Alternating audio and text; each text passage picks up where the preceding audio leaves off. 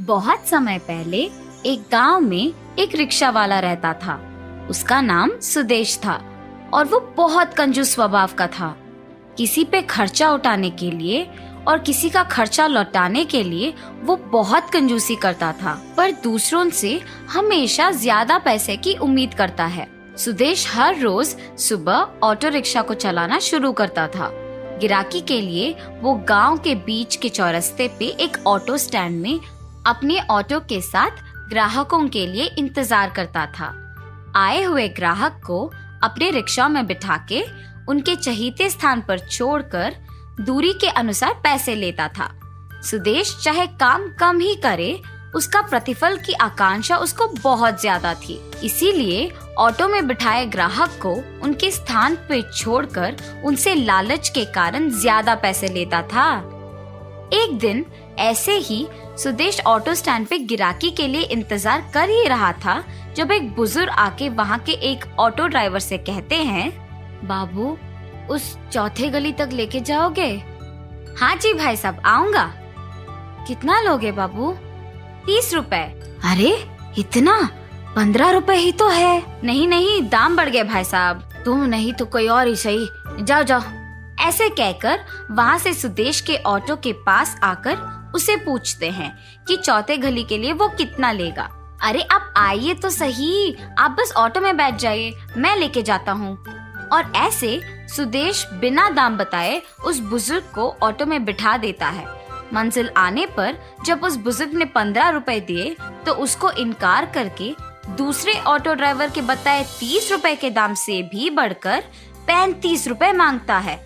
बुजुर्ग के बहुत कहने पर भी सुदेश 35 रुपए से एक कदम भी नीचे नहीं आ रहा था। ऐसे ही थोड़ी देर बाद उस बुजुर्ग हार मान गए। तुमसे क्या लड़ना? खड़ा होके मेरे पैर को थकान और बहस करके मेरे जीभ सूखा पड़ गया। ये लो तुम्हारे 35 रुपए। अगली बार कभी तुम्हारे रिक्शा में मैं नहीं बैठूंगा। ऐसे कहकर वो बुजुर्ग वहाँ से चले जाते हैं, लेकिन सुदेश उनके बातों पे बिल्कुल ध्यान नहीं देता है और 35 रुपए मिलने पर बहुत खुश हो जाता है और वहाँ से चला जाता है। ऐसे ही हर रोज ऑटो स्टैंड पे आए हुए ग्राहक सुदेश के कंजूसी स्वभाव से अनजान उसके रिक्शा में बैठ जाते थे और बस उनका जेब खाली होना तो निश्चित ही था। इन सब से अनजान ऑटो स्टैंड के बाकी रिक्शा वाले, अरे सुदेश, क्यों हर रोज कम दाम पे ग्राहकों को बिठा के अपने ऑटो में ले जाते हो? सुदेश, इतना भोलापन भी अच्छा नहीं है भाई। ऐसे ही बाकी के रिक्शा वाले सुदेश के कंजूसी से अनजान उसे उसकी अच्छाई समझते थे, मगर वास्तविकता में सुदेश उसकी बुद्धि का गलत इस्तेमाल करके ज्यादा पैसे कमाता था। ये बाकी रिक्शा वाले नहीं जानते थे। अपनी कंजूसी से घर के खर्चों के लिए और बाकी खर्चों के लिए पैसे बचत करके रिक्शा में बैठे ग्राहक से दुगने दाम लेके जमाए हुए पैसों से एक नया ऑटो खरीदता है। नए ऑटो में स्टैंड पर आए हुए सुदेश को देख के बाकी रिक्शा वाले चौंक जाते हैं। ऐसे सुदेश के इतनी कमाई का क्या कारण हो सकता है, ये सवाल शुरू होता है। एक दिन उसी ऑटो स्टैंड के रमेश नामक एक ऑटो ड्राइवर से उसकी पत्नी, उस सुदेश से कुछ सीखो, आपके बराबर काम करता है फिर भी आपसे ज्यादा कमाता है, आप क्यों उसके जितना नहीं कमाते हो? उसी स्टैंड के एक और ऑटो ड्राइवर सुनील से उसकी पत्नी उसे खाकी शर्ट देते हुए, पता चला कि आप ही के साथ काम करता सुदेश ने नया ऑटो खरीद लिया। आप भी हो, किस लिए? आप भी सुदेश की तरह दाम बढ़ा के ज्यादा पैसे कमा सकते हो ना? ये कहकर उसे काम पर भेजती है। और उसके बाद रमेश और सुनील अपने ऑटो स्टैंड पे बाकी रिक्शा वालों के साथ अपनी अपनी पत्नियों के कहे बातों पे चर्चा शुरू कर देते हैं। सुदेश की सच्चाई बाहर आता है और उसके ऑटो में कोई नहीं बैठता है।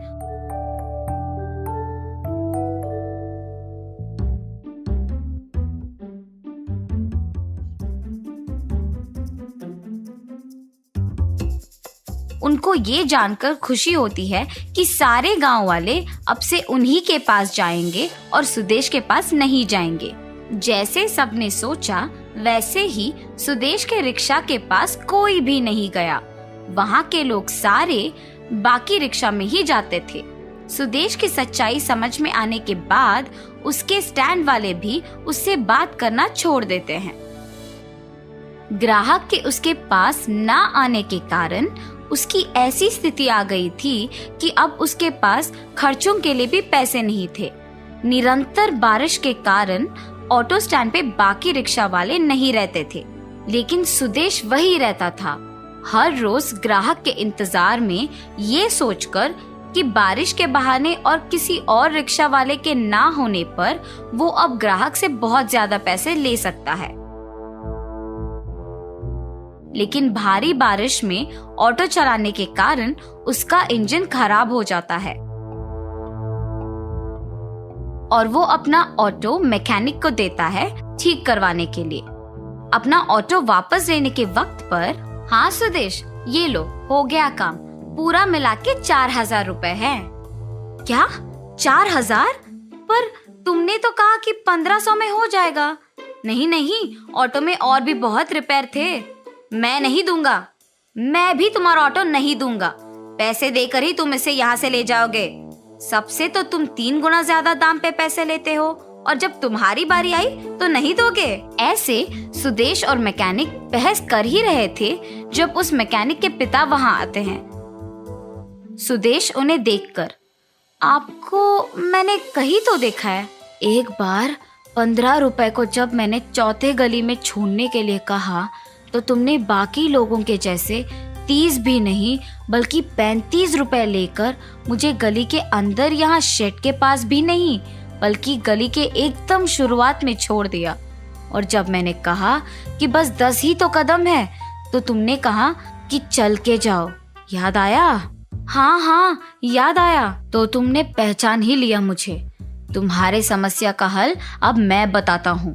सुनो, तुम्हारे कहे 1,500 नहीं और मेरे बेटे के कहे 4,000 भी नहीं। जो भी ऑटो के ठीक करने के खर्चे हैं उसका रसीद लिखेंगे। रामू, जो कुछ भाग भी तुमने खरीदे हैं उसके रसीद इधर दो बेटा। ऐसे कहके सुदेश के आंखों के सामने ही वो बुजुर्ग सारे रसीदों को दिखा के बिल लिखता है और बिल 3,800 का आता है। मेरा बेटा कभी झूठ नहीं बोलता है और ना ही कोई चाल चलाएगा। उसके किया का ही पैसा लेगा वो। उसके कूली के खर्चा 200 मिला के उसने तुम्हें 4,000 बोला था। अब ऐसे ही उस दिन के 35 रुपए का रसीद दे सकते हो तुम? उस बुजुर्ग के पूछे सवाल का सुदेश के पास जवाब नहीं होता है। ग्राहक के तुम्हारे पास ना आने के कारण बारिश में भी ऑटो चलाया तुमने और उसके कारण तुम्हारा ऑटो खराब हो गया। इतने दिन के बचत सारा एक दिन में खर्च हो गया। जिंदगी भी ऐसी ही है, गलती शायद तुम्हारी एक ही हो पर सब वही याद रखेंगे। इसलिए तुम्हारे ऑटो में कोई नहीं बैठ रहा और तुम्हारे पास आमदनी नहीं है। कम से कम अगर अब अपना बुद्धि बदलोगे तो खुश रहोगे, वरना ऐसे ही पछताओगे। उस बुजुर्ग की बातें सुनकर सुदेश को अपनी गलती का एहसास होता है और वो तब से ईमानदारी से ऑटो चला के अपना पैसे कमा के खुश रहता है।